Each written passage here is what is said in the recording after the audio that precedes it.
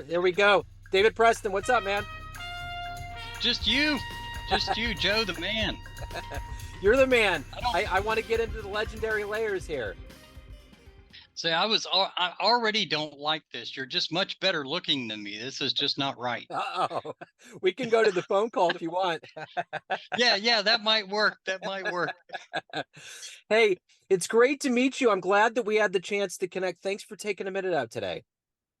Oh, no problem. Thanks for inviting me on. I look forward to possibly helping some folks online, and maybe helping them get maybe with all this business jazz. Yeah, I have no doubt that you will. Where are you located?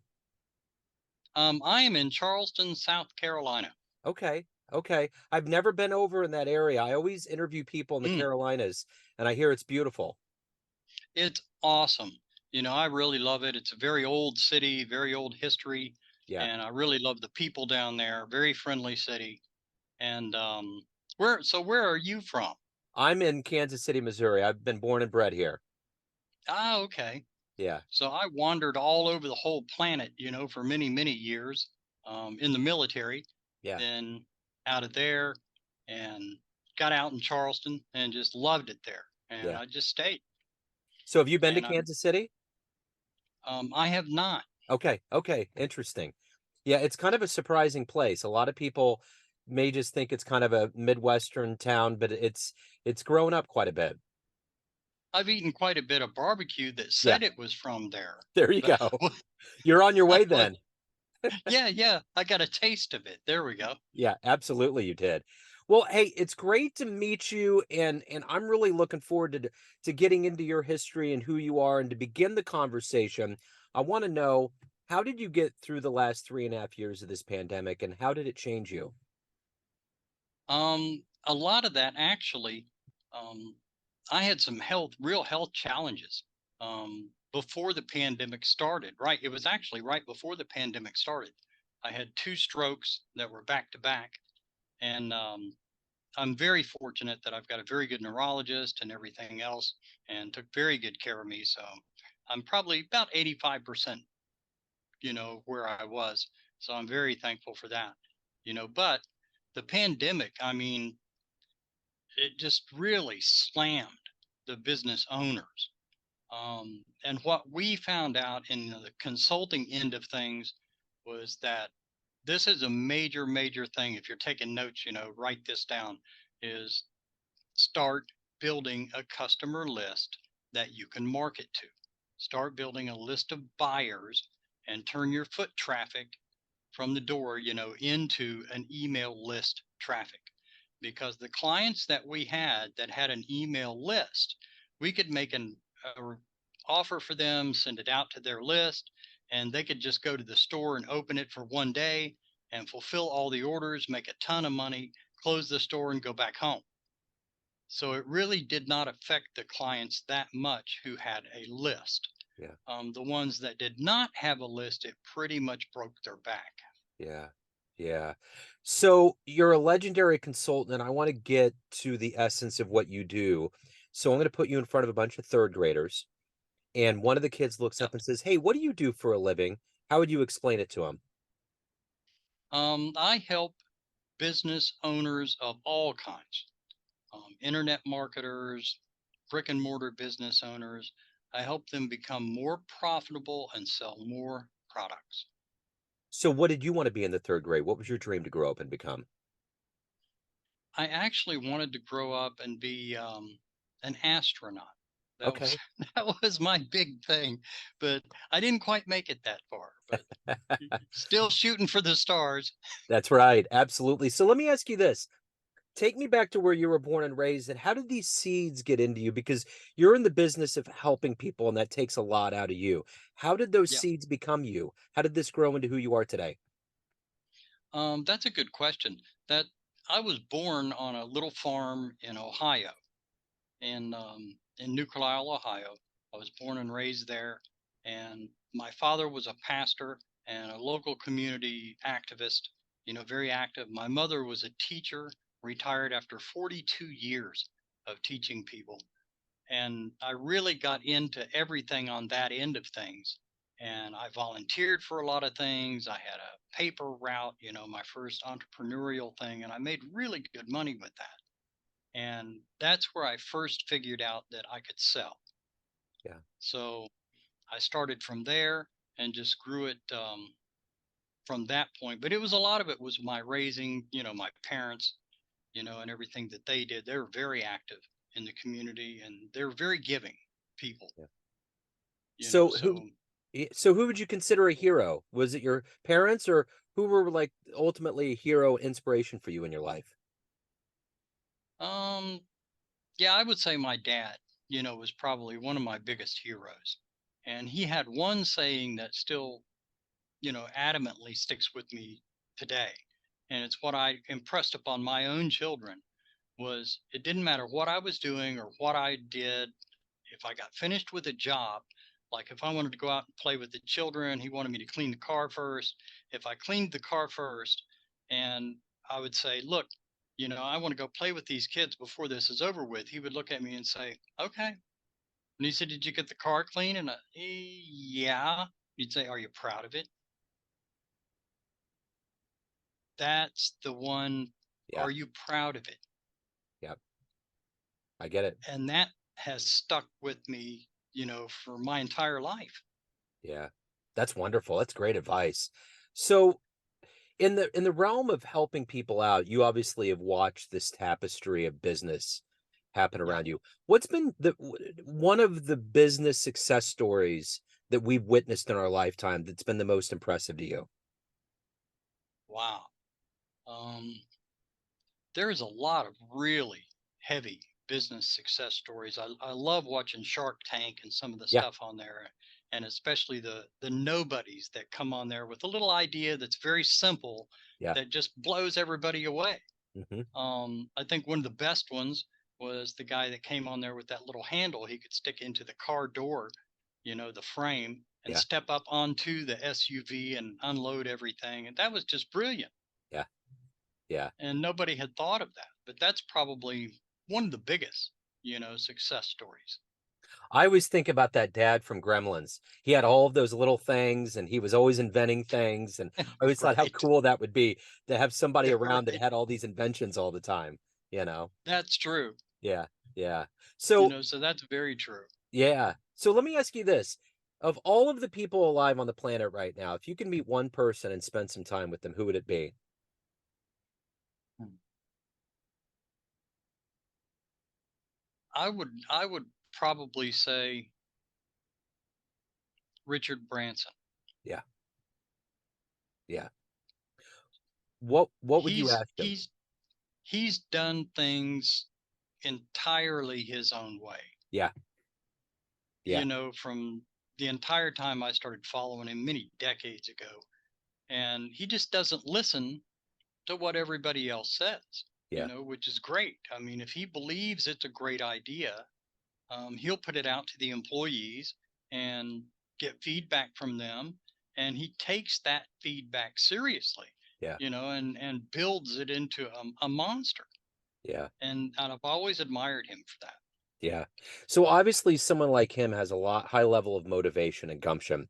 What is that Yeah. for you? What's the fuel in your tank? What makes you get out of bed and be who you are every day? It's actually the thought that I could either save somebody's business, which could turn their whole life around or change their life, or I can help some people today, be a better person than they were yesterday. Yeah. And that's one of the biggest things. Like I've been divorced for a long time and then I got remarried, moved over to the Philippines.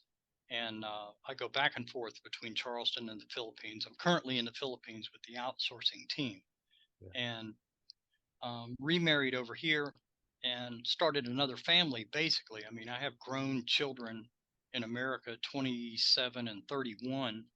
And now I have a 2-year old boy and a 4-year old girl, Wow. so they're they're my main motivation for when I get up in the morning. They're there, right there. Hey, Yeah. what are Yeah. we doing, Dad? Yeah. So of all of the clients that you've helped in your life, what's Mm. one success story that always puts a smile on your face? Um, I would have to say I helped a guy named Michael Holman who had a motorcycle shop that he just couldn't figure out, what was going wrong. And I looked at everything he was doing. And of course, as a consultant, I'm in a catbird seat. I'm not involved in the day to day operations where I'm swamped and can't think, like most business owners are very swamped with everything they're doing. I have the option of sitting back and looking at it and saying, look, if you're doing this, why aren't you doing this? And they're like, oh, that's brilliant. And I'm like, no, that's common sense. Yeah. I don't say that, but I actually said one thing to him, and it was in passing. He was introduced to me at a burger joint in Charleston, Billy's Burgers, with another client of mine from the beach from Isle of Palms, and he just introduced him and said, "Mike, this guy can help you, man." And he told me what he was doing and what he thought he was doing wrong. And I said, "Look, are you doing this?" And he said, "What?" And I said, "If you're doing that, why aren't you doing this?" And then he goes, "Hmm." And he didn't think about it. And I didn't see him for a couple of months until he just called me one day and said, "Can I meet you?" And I said, "Yeah." And he gave me a $5,000 bonus from that idea that Wow. just blew up. And he Wow. said that he's got more business now than he can handle. He's got 3 more mechanics he's had to hire. And he said, and it was just that one thing that you said. He said, it just blew my mind. And he said, how much would it take, to hire you full time? And I said, you don't need me now. He, You put but yourself he, out of business. I did, but he laughed. He put me on retainer. He said, just in case I want to call, with a question. I said, yeah, that's fine. Yeah. So we've done that. And I've been in a fortunate position to where I started a totally different way than most people did. Um, I actually started teaching free workshops for local business owners, and I would volunteer to teach those at the SBA at the Resource Center. And that was many decades ago. And it really worked out. It blew my mind how well it worked. Was you're not allowed to pitch anything, you're not allowed to say anything because the government's not allowed to endorse you. So what I did was I just shared the knowledge that I had about marketing. And then the last hour was open Q&A for any marketing questions they had. And this was my whole pitch. At the end of it, I would say, look, I got a box of cards on the table back there. If you get stuck, give me a call and I'll walk you through it over the phone. It's not rocket science, guys. You can do this. And my phone rang off the hook. And it was everybody called me and said, how much for you to do it? And I was like, well, you can do this. And they're like, Yeah. I don't want to do it. I want you to do it. You know, Yeah. and I wound up teaching at small business development centers all over college campuses all over the state. And it just blew up. It just went crazy. Yeah. And it was all started in my own mind. I always bring everybody back to this. Everybody said, you've had a massive amount of success. And I said, it all started from freely helping people. Yeah. That's all. Yeah. Yeah. Yeah. Someone was telling me a while back, and this is always stuck in my head.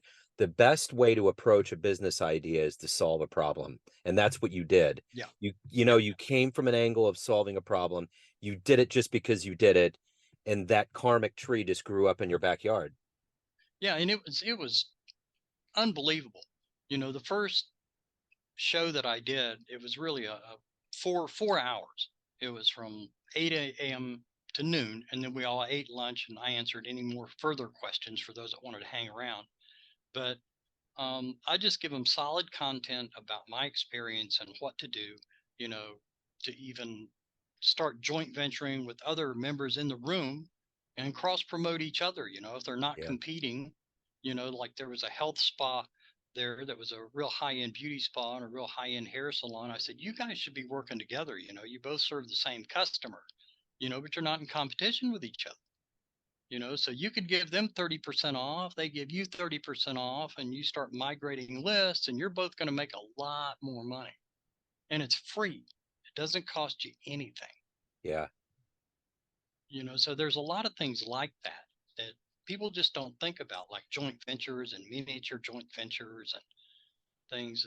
It's very difficult for me to step out on a sidewalk and look up and down the street and not see deals Yeah, just every. yeah. Well, the interesting thing that you've just said right now in this like 5-minute window is that it seems to me in your business, what you're doing is you're coming in with this intellect, but you're coming in with fresh eyes. And these people that are running these Mm, businesses are so close, they don't see it. It's like they're in the micro thing and you come in with this yes, macro. Is that kind of how it works?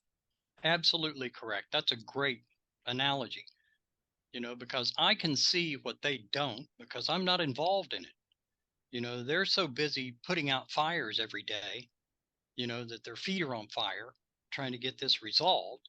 Mhm. And I'm in the fortunate position of not having to do that, Yeah. so I can look at their business and say, I've looked at somebody's P&L before Yeah. and just looked at their profit and loss statement. And I read a line on there and I said, holy smokes. And I said, what is that? And then I really don't understand that. I said, you don't understand how to read a P&L? And L? And he goes, no. And I said, all right. So we went through it, and then he goes, oh, I know what that is. And he goes, that's my son. That's what that is. I said, okay, okay, gotcha. Yeah, Gotcha. that's it. That's it. So, speaking of youth, if you had a dream tonight and ran into a like a 20-year-old version of you, and you could give that version of you a piece of Mm, advice based on the wisdom you've gained in your life so far, what advice would you dispense on that young version of you? wow, that's a great question. Um, for me, I would probably go toward more helping people with their health Yeah, than anything else in the world. Um, After I had a couple of strokes, I went through some stuff on my own that I didn't think I was going to be able to walk again for a while. And then another section, I couldn't move parts of my body. And it was a lot of work, yeah. to finally get to the point to where I was. But I had somebody share something with me, and she changes a lot of lives. She has a PhD in chemistry, and she has figured out, and a lot of people probably shoot us over this, but she's figured out how to mix honey and baking soda together and just heat it until it's infused and it starts foaming up. And then she uses that to successfully treat tons and tons of different types of cancer. Wow. And Yeah, it's like a Trojan horse. yeah, You know, it goes after the sugar, and it doesn't realize it's ingesting the alkalinity of the baking soda and it just kills it on contact. wow. That's fascinating. And I had a very good friend of mine that was diagnosed with liver cancer, which, you're pretty much done Yeah. when you've got liver cancer. And that cured him in 3 months, Wow. doing nothing else. And it just blew my mind. That is mind-blowing. And Wow. she's just very under the radar, very quiet and subtle about everything. And she told me, she goes, you can tell everybody to do this or how to do it. And she goes, but don't charge for it or don't make a big thing or they're going to come after Yeah. Yeah, I get it. you. And I was like, I get it. Yeah. I get it. Yeah. That's a great answer because it really is. There's a point in your life where you can't look back and say, I wish I would have done things healthier or I would have Yeah. lived in a different way. You know what I'm saying? Yeah. You just, Yeah. yeah, That taught me a very hard lesson, was that if you don't have your health, you don't have anything. yeah, I That's get a it. fact. That is a fact. That is a fact. No, and as a consultant, I couldn't use my brain from the stroke, the way that I wanted to, because it Yeah. wouldn't translate. And Mhm. that was really very scary for me. Yeah, absolutely. So of all the things that you've done and obviously overcome with your stroke and getting back to where you are now, what are you the proudest of that you've done in your life up to this point? Mm. The proudest thing I would have to say, other than my family, Yeah. is I'm starting a compound over here in the Philippines, a nonprofit compound for holistic cancer care. Excellent. So a lot of the people over here are very poor. They Yeah. can't really afford anything. So they can't do chemo. They can see an oncologist who tells them, yeah, you've got this cancer, but they can't pay for it. So Yeah. they know they're done, Yeah. and their family can't pay for it. I mean, and they're great people. They're very happy. Islander people are just great people. Yeah. And they have a very Hakuna Matata, attitude. Yeah. Just don't, so that's probably one of the things I'm the most proud of. I got a couple of other entrepreneurs in America that are pitching in on me with it, and we're going to call it Cancer Care Ministries. Yeah. And we've got somebody else in charge of it that's going to help us build it and grow it. And I think it'll help a lot of people. Absolutely. That's wonderful. So everyone out there has a perception of you, family, friends, Yeah. clients, colleagues, but you run the show. What's your perception of you? Who do you think you are? Um, that's a great question. I had some people I sold when I was on the stage and speaking on the circuit. I was fortunately, one of the top producers on the circuit all the time. And I would sell anywhere from 50 to 100 grand in an hour every time I was on the stage. And it was very simple for me. And they have all these guest speakers that stay in the back of the room. Yeah.